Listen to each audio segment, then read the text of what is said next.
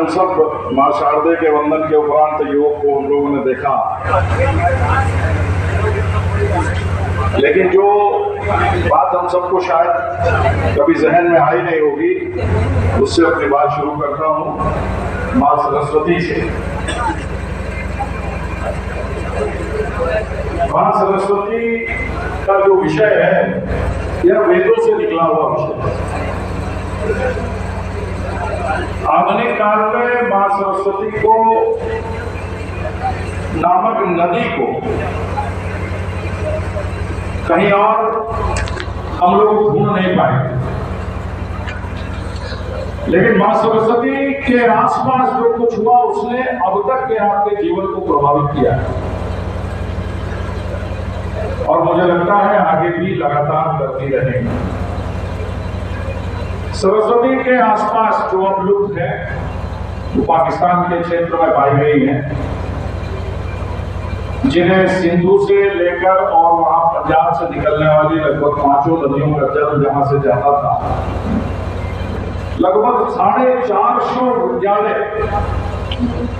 और तक्षशिला जैसा विश्वविद्यालय उसी के आसपास उत्पन्न हुआ, जहां पर पतंजलि योग से संबंधित अष्टाध्यायी भी लिखी गई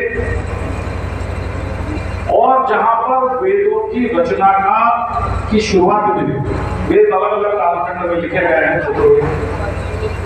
लेकिन एक महत्वपूर्ण बात वेदों में निकल कर आती हुई है कि सभा, समिति और परिषद और पंचायत, यह हमारे वेदों में भी उल्लिखित है। यह विश्व के किसी ग्रंथ में नहीं है, विश्व का सबसे पुराना ग्रंथ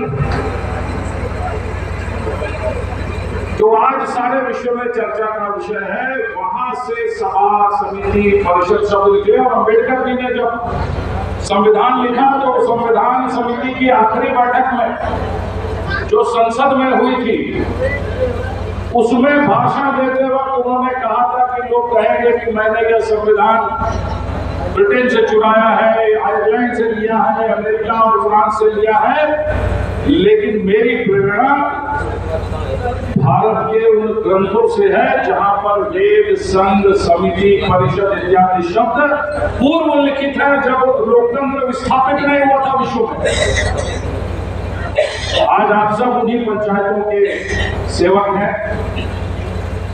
कोई पूर्व में रहा होगा, कोई वर्तमान में होगा, लेकिन पंचायतों की स्थापना की एक विशेषता ये भी है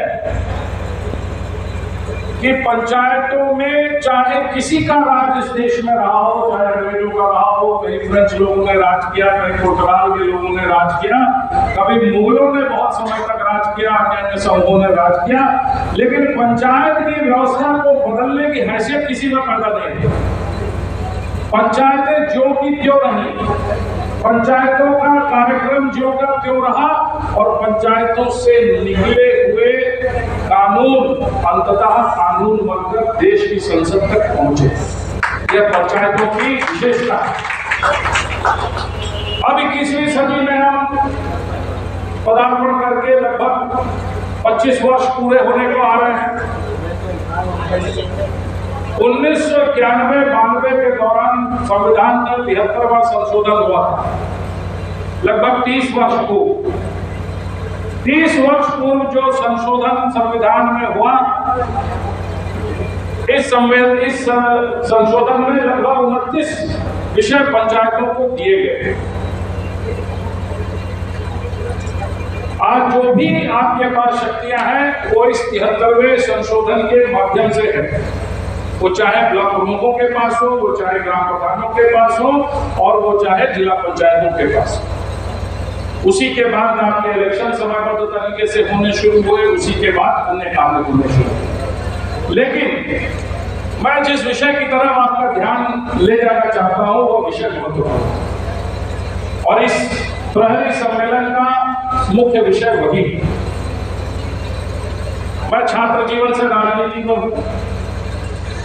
इलाहाबाद विश्वविद्यालय से राजनीति की शुरुआत मैंने की और नॉन कांग्रेस एक्सपेरिमेंट इस देश के अंदर जितने भी शोध हुए उन सब शोधों का एक बहुत महत्वपूर्ण हिस्सा बनकर मैंने जीवन के अपने ये वर्ष बिताए।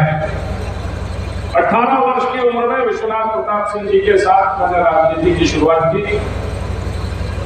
और देश में